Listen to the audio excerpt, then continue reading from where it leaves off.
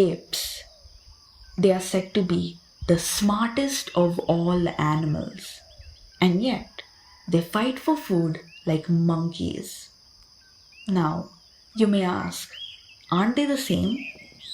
Which is why today I'm going to take you with me on a journey that aims to answer that very question while we discover the beautiful world of the animal kingdom and human civilization.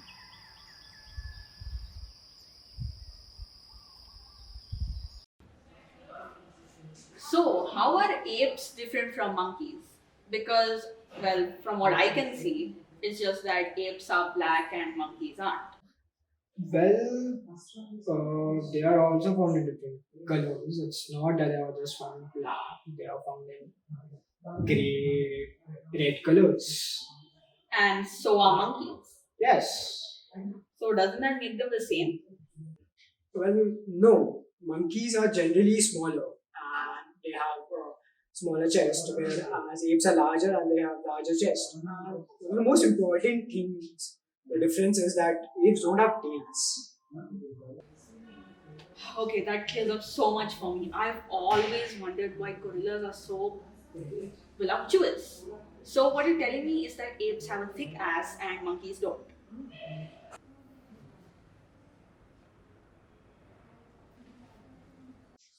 Sorry? That's okay. You can clear another doubt for me. Apes are mammals, Yes. and so are dolphins. Yes. Okay, well, if you ask me, I'd say that dolphins are the cutest animal in the mammal kingdom. Don't you agree? Aren't they so cute? Yeah, they are really cute. Okay, but then why is it that some people say that dolphins are gay? Sorry? Are dolphins gay? Well, not completely. Dolphins are not gay. They are actually bisexual. So technically gay. Bisexual? That's okay. Do they have threesomes? I mean, they do engage in social sex and have multiple partners in their lifetime. Son of a bitch. Okay, well, if they've got their love life sorted out, I don't mind bitching about them. I just have to say, I hate that sound they make. It is so high pitched and it's so annoying. Oh, by the way, speaking of high pitched, annoying sounds, at night I can hear this irritating sound of insects. What is that sound? Well, the sound that you hear at nights of insects are basically them trying to mate with the other species. Okay, the sound of them mating. Yes. Wow, okay, they're pretty loud. Nymphomaniacs. After exploring the wonders of the animal kingdom, we're here on the path of human civilization and how the very first one began with the invention of taxes. So, when did taxes come into the picture of human civilization? That's a great question. Honestly, I was surprised when I found out that taxes started back in 300 BC back in Egypt. It was when the pharaohs had imposed taxes on its citizens. So, then would there have been a time when taxes didn't exist? Technically speaking, since nobody ever thought of this, I doubt anybody started this. But then, how would the rich become rich without taxing the poor?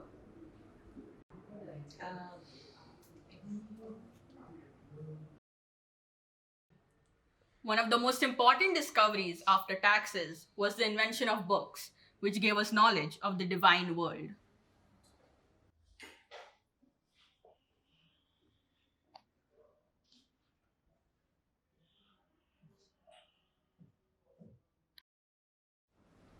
So, you're a history professor, right? Yes, I am. But you're so young. What do you mean by that? I mean, you're so youthful. How would you know all of the stuff that happened? Are you equating my youth to me being knowledgeable? Sort of. You know what? Just get on with the questions. Okay. What is the importance of the Greek civilization in human history? Why is it so important?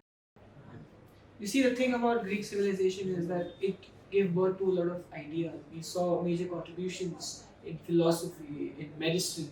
We saw a lot of mathematical theories like Pythagoras, and we saw cartography, and this all just inspired us and was a starting point for something greater, which people are still inspired by today.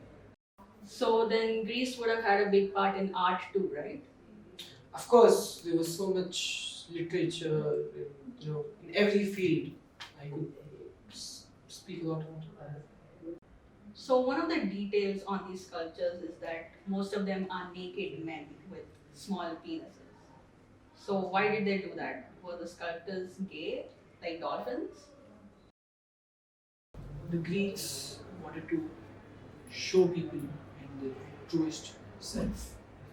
So then having a small penis meant they were smart. In a way, I would say they did attain wisdom. Would you say you're close to the wisdom of God? I would say that I am a literate person and I have studied a lot. Okay, but then would that mean you also have a small penis?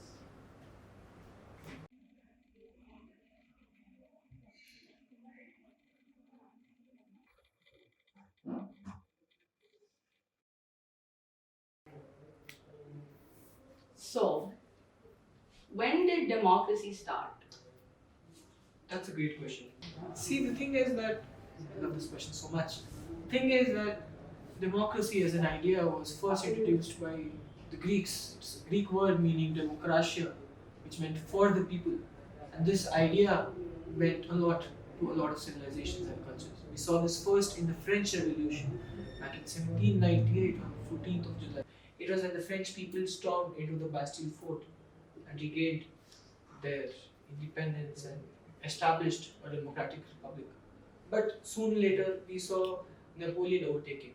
But we could also see that the United States had actually actively established a democracy. Go on, I'm just hungry. So I would just say that these ideas as liberty and fraternity were one of the key.